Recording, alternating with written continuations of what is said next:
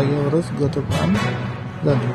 त्यामुळे अंजनगाव सुर्जी महावितरण कार्यालयासमोर खूप लोकांनी गोंधळ घातला।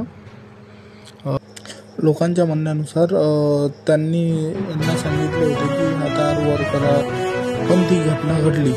कधी आपण शिवारात काम करायला जात असताना लक्षात ठेवा, पावसाच्या दिवसामध्ये थोडं वेळ लक्ष ठेवत जा की कुठेही काही असू शकतो, तर थोडं पाहून नीट लक्ष देऊन सणच आपण थोडं काम केलं पाहिजे।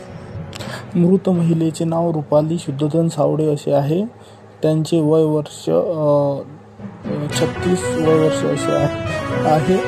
तर ते अंजनगाव सुर्जी तालुक्यातील दहीगाव येथे राहत होते।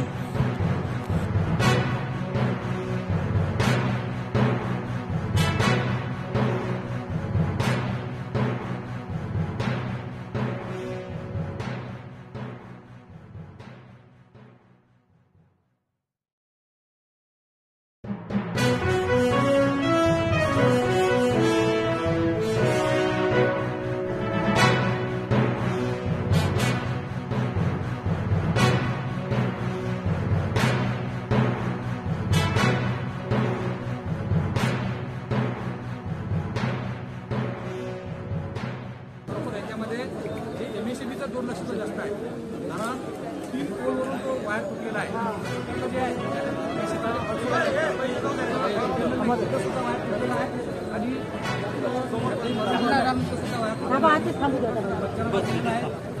आपण त्यांच्या ग्रामपंचायतचे जे आहेत सेवक आपण त्यांनाच पंच घेतलं, म्हणजे भविष्यात जेव्हा ते येणार तेव्हा कुणी याच्यामध्ये फाईल होणार नाही, कुणी बदलणार नाही। तुमच्या गावची व्हिडिओ घेतलेली आहे, तुमच्या गावचं प्रदर्शन घेतलेलं आहे, सगळं इन कॅमेरा पंचनामा केलेला आहे।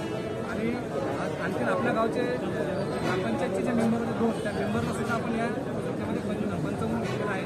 आणि मी स्वतः तिथं स्पॉटला गेलेलो आहे। झालेला म्हणून माझा जे सुरेशला मास्टर साहेब आहे त्यांनी सर्व तिथं स्पॉटला गेलो। आणि आता आपण जे बाईचे जे जेट आहेत सिद्धार्थ सावळे यांना पोलीस स्टेशनला गुन्हा दाखल करण्यासाठी पाठवलेला आहे। आता ही डेथ झाली आहे 10 वाजता, कारण इंग्लिश जेव्हा इलेक्ट्रिक सरांची जेव्हा डेथ होते लोक मृतो 5 ते 6 तासाच्या आतमध्ये त्याचं इंग्लिश होणं महत्त्वाचं आहे। तर इंग्लिश पंचनाम्याच्या नंतर आपल्याला त्याच्यावर गुन्हा दाखल, आणि हा पॅरलर मर्डरसारखा गुन्हा आहे। कारण त्यांनी जे दुर्लक्ष केलं, आज जे बाकीच्या बाया सुद्धा वाचण्यासाठी आल्या होत्या, त्या जर असल्या तर बाकीच्या बायांना सुद्धा प्रॉब्लेम झाला, या बाईला दुसऱ्या एखाद्या बाईनं